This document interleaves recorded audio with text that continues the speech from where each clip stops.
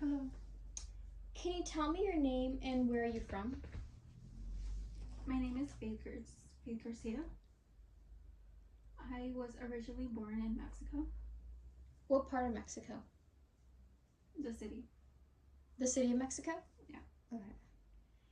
How long have you lived in this community and what's your earliest memory of it? Well, I was born there. Um, I guess my earliest memory would be being surrounded by my whole family. Do you have any specific memories about being with your family? I'll just say that the closest thing is just to my grandparents. Uh, what do you like most about living there? The food, the culture, being surrounded by the people that you love dearly. Let me see.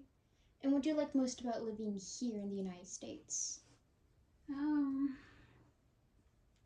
It's pretty interesting. It's very different back home in Mexico, but there's just a lot of different people here, a lot of changes, a lot of communication, also a new language. Yeah, that's true. Have you ever thought about moving away from here? Um, I had some thoughts about that, but maybe in the near future, when it gets if it gets very crazy, then I might move away from the United States. Why would you move away from the United States? Not to berate you, just a general question. Well, right now, as you can see, the president has just become too much, That's and true. he has caused fear amongst people. And as a person that wasn't really born here, I kind of flee for my life, and I just want the safety of my parents and the people that I Yeah. my family that was here. So I like to find a place where people just respect one another, because we're all human beings at this point. And how would you describe the people in this neighborhood? I would describe them, well, in this neighborhood that we live in, there's mostly old people, so you don't really rarely see them. But I would say this neighborhood is quiet. That's true. I'd say you live in Well, in the beginning it's quiet, but then later at night people just make a lot of noises. But I guess that's normal in the neighborhood. okay, so that kind of taps onto the next question. Do you think the community is close knit or more distant? I don't know how to answer that. Are you referring that am I close to the community? Have I talked to people? Well, let's first talk about Mexico. Do you feel the neighborhood, the people were close knit or distant? In Mexico, I would say it's different, because apparently my family over there, they know everyone from the neighborhood.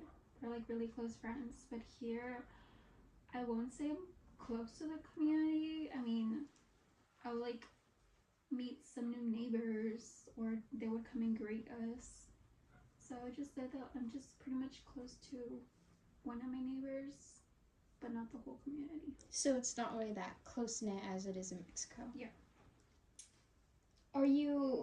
Are there certain places in the community where you feel especially welcome or safe?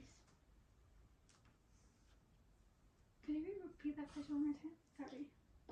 Is there places in the community here where you just feel welcome or safe, where you could just be yourself? You don't feel out of place?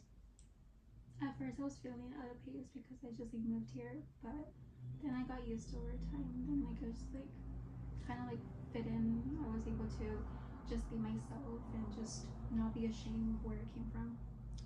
Yeah, that brings up the question. What age did you come to the United States? I was 5 years old, so I was 5 really years young. old. Okay. So, how was it learning a new language for you? I would say it was pretty hard. I did have like some hope for my before I left to the United States. One of my dear cousins was able just to give me some. They were training a show called Amigos, or like in English, it's like Friends. And that kind of did help me a little bit because I was looking at the subtitles. Even though I was like super young, I still had that like faint memory. And when I came here, I started watching the show. Even though it's kind of like I prefer to have it in Spanish, but I needed to learn.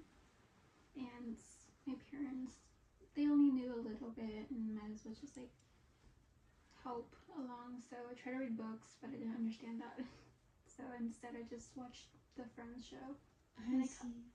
At first, I said one of the words incorrectly because I had my neighbor helping me, but over time, it became like a little bit hopeful. So it's like, how long have you been here now? It's like you're 22 now, so I'm really bad at doing math. So like it's been like 17 years, right? Yeah. So would you say you're still more comfortable with Spanish or English? If I have to be honest with myself, I feel like I could talk more English than Spanish. Spanish. Me too. I feel like I have gotten. I feel like once you, I guess for some people, when you move here, you got. At first, it was really hard because you were just little and you don't know a lot of stuff. But then you started talking English more, going to classes, talking English, and you just, I guess like your brain got used to it. And for Spanish, it's kind of hard now to like go back.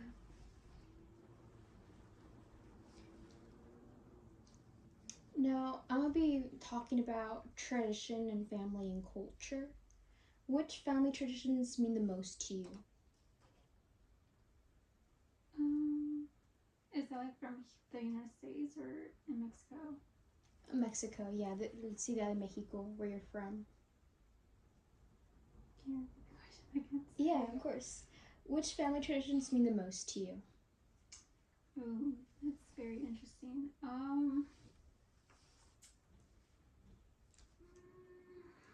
Take your time. No need to rush.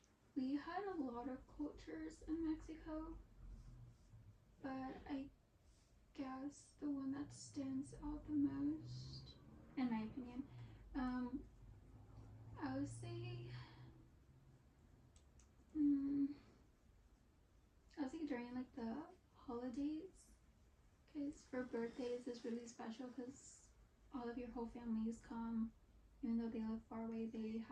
They were able to make some excuses to come greet you on your birthday or the holidays. I'll say Christmas is the big time thing because far and wide I was able to meet like 10 of my family members that I never met them, but that day was kind of very special because everyone just reunited.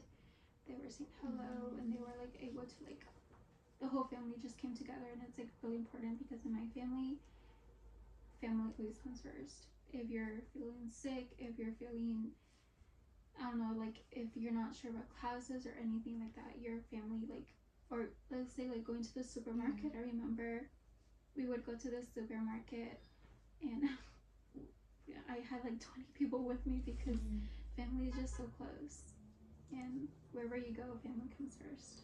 And have you like attended like other birthdays of like, I guess like Americans? Like, have you attended like an American birthday, essentially? Or like seen one, like, I don't know, on a TV show? TV show, yes. That's in real life. When I took also like for a class, in my class we had someone celebrate their birthday, and it was just like small amongst people, but it was just, that was my only first time experience something like that. So you would say how Mexican celebrates like birthdays and like how Americans do it is like very, I don't know, Well, boring, I guess. Mexico would be like a big celebration. So even though you're turning one, if you're like a 1 year old or whatever, but if I remember correctly, my birthday, oh, it was really big. A lot of people came. I didn't recognize a lot of people. Most of them were from my parents' side, from my grandparents' side. It was just birthdays are like definitely the biggest things for in Mexico because their culture is like really huge. A lot of people come in far and wide. It's like a really big celebration for any holidays. But here, I'll say yes, but it's not as big as over there. It's just it's a different community. Yeah, it's a different community. Have you noticed any traditions that we don't do anymore compared to when you were little?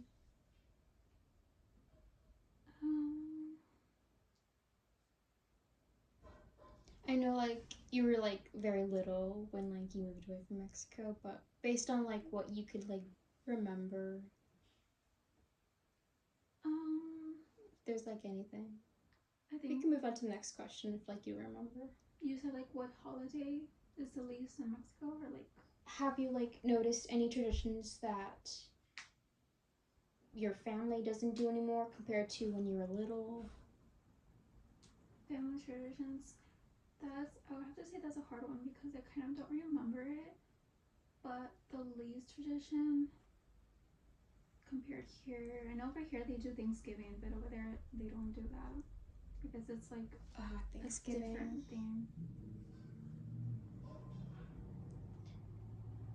Do you think our traditions help connect us to your culture, and how?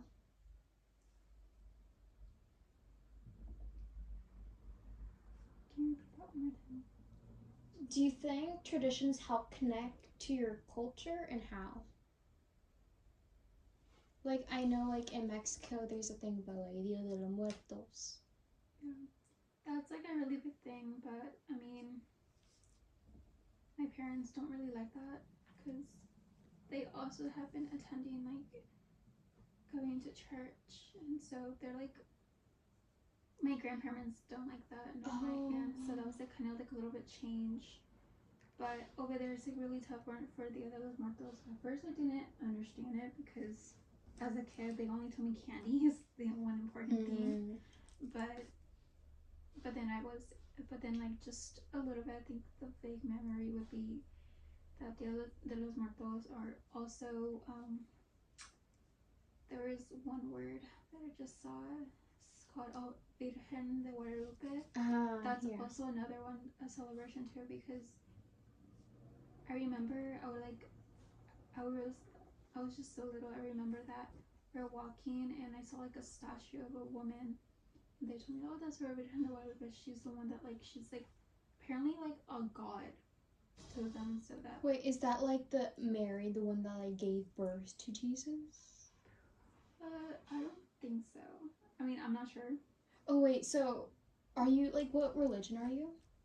I am, to my parents, I'm Christian. So, wait, so to your parents you're Christian, so that doesn't mean like you're... I am a Christian too because I also gave my life too, and I also got baptized at a very young age. Okay, I see. I'm probably gonna bring that up because I know that in Mexico there's like, I think there's more Catholic believers than Christian believers. Is that right? There's like a lot of them, I would say, but for now I only remember that part. Okay. And I'm gonna move on to discrimination and acceptance. Have you ever experienced or seen discrimination here in the United States?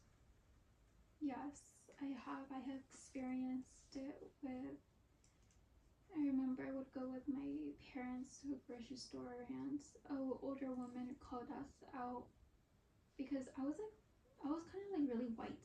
Even my mom, like she was like both of us really, really white. And you're like pale? My dad was like a little bit like darker than us, and so she kind of thought that like, oh, girl, did you adopt her? And I was just like, huh? Like, this is my mama and papa. And so she just didn't leave us alone. She called us, we should go back to our country. And over the years, it has kind of became hard to my parents because they would like, I would go with them to stores or to restaurants, and like people would just like look at us differently, and I just did not like that, and I was really scared. But my parents told us that it's just don't give in, just stay calm, and over over time I did not let that bother me because it's just like you'll meet people that are being racist to you, and like other people just don't mind if you're a race like just a little different. But it has been a little bit hard because people just would say anything. Do you think your ethnic community is treated fairly in this area? We live in the Bay Area, so. Can you repeat that one more time? Do you think your ethnic community is treated fairly in the Bay Area? I would say no, because right now, like back then, like I would say yes, because for some things we would be protected and we would have like the rights of ourselves. But now that the president just came to power, everything just went like almost downhill.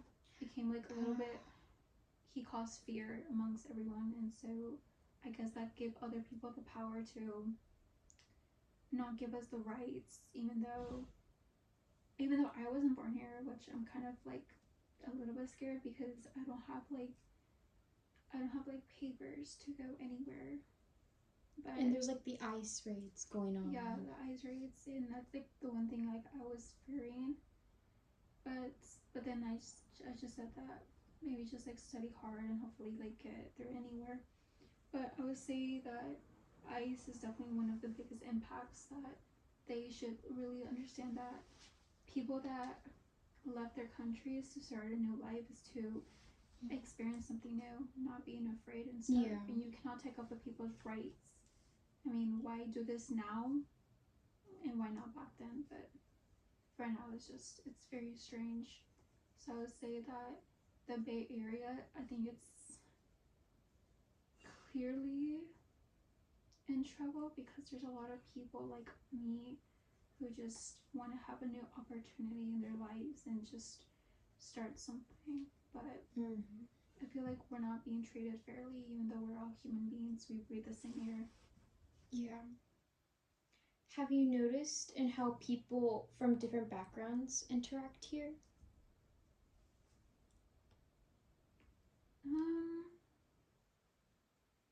Right here in the community, well, like I'll say in the neighborhood, I met like a few people who were, before it was just less Mexicans and there was like more white in the community, but now like over the years went by, most white people, like, well, they were like elderly and they're like really old. Some of them died or they moved, and I guess like the community has changed. That I've seen more Black Americans, I've seen more Chinese people, I've seen more Asians, different races, and it was kind of like you don't see a lot of racism, but there's some elderly people that did not like it because they think that we're taking over their part of their neighborhood, even though it's just like right now a mix. So right now, like, you live in a predominantly white community, right? Yeah. Did that like affect your identity in any way? It kind of did, because it was just like you came into a neighborhood that's like very a little bit like you don't see anyone like you. Yeah, I did not see anyone like me, but now I'm just like, well, got used to it. I got used to it. Just like, it's okay if there's more people like me, then that's okay. Like, but then also it's just we're humans. Like, I guess like we were kind of like grateful to live in a place away from like any creepy or strange ways with him. Yeah. I'm gonna ask you this question because like this is like a term that I hear like I personally haven't encountered this term before. But like, do people call you like whitewash? Cause like people like typically when like people of color like stay in a spot where like it's like full of like white people, they become, I don't know, like whitewash, and then like it's like an insult to us that like we don't know our culture or anything. Yeah, I used to experience that because I'd say like, yeah, in the neighborhood, but also it's like I remember I used to have these friends and they called me whitewashed, and at first I didn't understand what that meant. But they're like, oh, if you're Mexican, how come you're leaning to be an American? And I was like, what do you mean? I'm like a Mexican American. I'm not like just one. But they said that, oh no, but you're actually whitewashed because you're just like, you think that you're Mexican, which you are, but you're just like, you're not like us. You're just like a person who's not here. So at first I didn't understand what that meant, but then over time it became like a big habit. But I don't like to be called whitewashed because there's a lot of meanings to it. Mm-hmm. So I just kind of like, like to like ignore that. Yeah, I was called whitewashed because I don't really speak really well Spanish. And for you, do you feel like the term whitewash came from like your appearance, perhaps not speaking the language properly, or is it like your mannerisms? I don't know about that one because a lot of people have. I got like a lot of confirmation from different meanings, but I mean, I don't know. I guess it's like something not good. Something not good. Okay.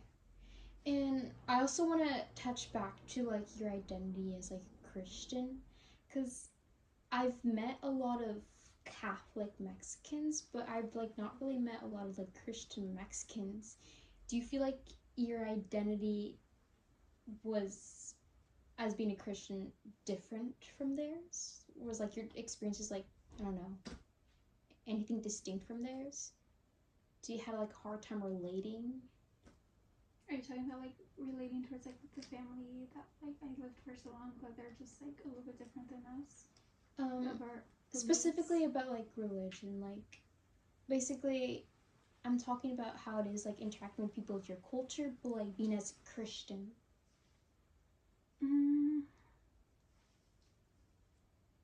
Well, I haven't asked this to my grandparents because they've lived here much longer, but they just they were just like a little bit different. Like they just didn't go to church. They didn't really like want to learn about the Word of God, and so I don't know how Catholics works, but what I do know is that they're just a little bit different. They only have like one belief in their lives, but for us Christians, it's just we would go to church almost every single day. We would go. We would like understand His Word, His Bible, the teachings that He gives us.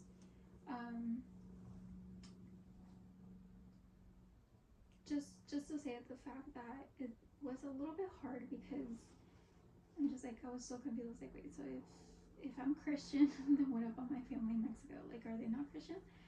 So, but I mean, it's fine though. Like, at least like, even though like my grandparents are not Christians, they just have different beliefs, and so I'm not gonna like my parents are not gonna like force them either because it's okay. Like, some people will like going to church just one day and then not go the next day, which was perfectly fine. So, but we will like sometimes like help them like read the Bible like almost every single day. Just open the book of like Proverbs, have like a little like message so that your everyday life goes well, nothing goes wrong. But I guess it's just like people just have different beliefs at the end. I see. What changes would you like to see in our community? In the Mexican community. I don't know why I said our. Like in Mexico, not here? Here. I would say the changes is like starting off with the president. He actually really went crazy. He made too many rules. He thinks that he's doing what's best for America, which that is not true. He practically destroyed. He said he was gonna make gas prices rise up. Apparently, he's making it worse. So I feel like anything that this man says is just lies because he said he was gonna. He's those who like voted for him, and I have to sadly say this, but it's like mostly Latinos that voted for him, kind of really upset because he hasn't done like good changes. He just made things much worse. Now he's causing fear, sending ICE, people protesting the top of their lungs, like having a new change. But if only the governor was able to like listen to people, enter the restaurants, because if you have noticed, there's like if you go to restaurants or if you go to like stores, you would see a lot of like Mexicans, like a lot of immigrants that they were like not born here, but they would work to the every day, like even though they're tired, they would just go every day. And like they should understand that if you're calling us criminals, that should not be the case because none of us are criminals. It's the criminal that like attacked the Capitol and he caused injuries of guards. But I'm just kind of surprised that the court didn't say anything towards Trump or his allies because he was the one that ordered, and he wanted the Capitol to be destroyed or like to be like to attack, and like his actions did not go punished. That's just not right. I just wish like the governor just could make changes now because he's just causing fear and he's causing like chaos everywhere. The governor or the president? I'll say the president, but the governor, he just needs to like open his eyes, come out of his office, and just like do something because if he doesn't, something bad is gonna happen and it's not gonna be good. Only God knows what's gonna happen. How do you think the community will be in 10 years over here? Well, if everything goes peacefully, people being treated okay, no racism or anything, I hope peaceful and calming. But if it doesn't go that way, then anything could happen. What's one thing you want to keep the same no matter how much things change? A saying? No, what's one thing you want to keep the same no matter how much things change?